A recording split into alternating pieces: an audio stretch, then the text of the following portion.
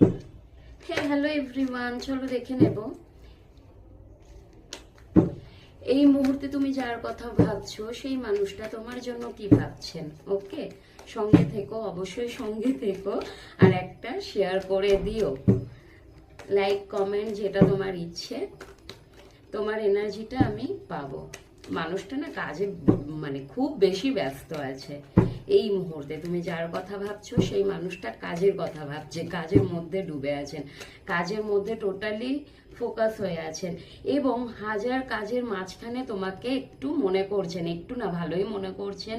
তোমার জন্য মনে হচ্ছে, কখনো কখনো এরকম মনে হচ্ছে কাজ ছেড়ে দিয়ে তোমার কাছে চলে আসি, তোমাকে নিয়ে রোম্যান্টিক একটা ভাবনা চিন্তা কিন্তু উনি মনে করছেন, ভীষণ মানে রোম্যান্টিক তোমাকে নিয়ে উনি। ওকে, অ্যান্ড সত্যি উনি কিন্তু তোমার কথা অবশ্যই মনে করছেন, কারণ ওনার মনে হয় উনি যে কাজের মধ্যে হয়তো ফেসে গেছে, কিংবা নিজে থেকে উনি ওয়ার্কহলিক হয়ে গেছেন।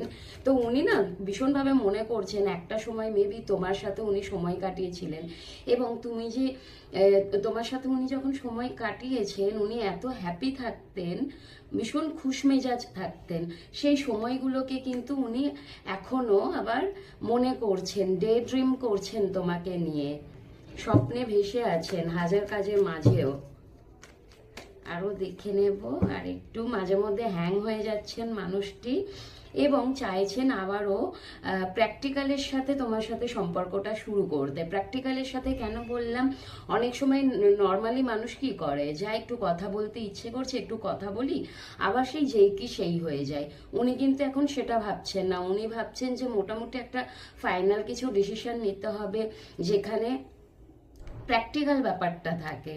ওকে, নর্মালি একটা শুরু করতে চাইছেন তোমার সাথে উনি সম্পর্কটা, এবং ওনার যে একটা ডিসিশন নেওয়াতে প্রবলেম ছিল সেই প্রবলেমটা কিন্তু কাটবে।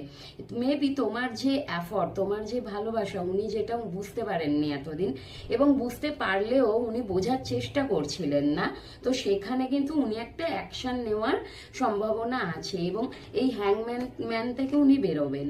ওকে, বেরিয়ে তোমার জন্য উনি একটা শুরু করার কথা ভাববেন আর কি, নতুন করে আবার শুরু করবেন সম্পর্কটা।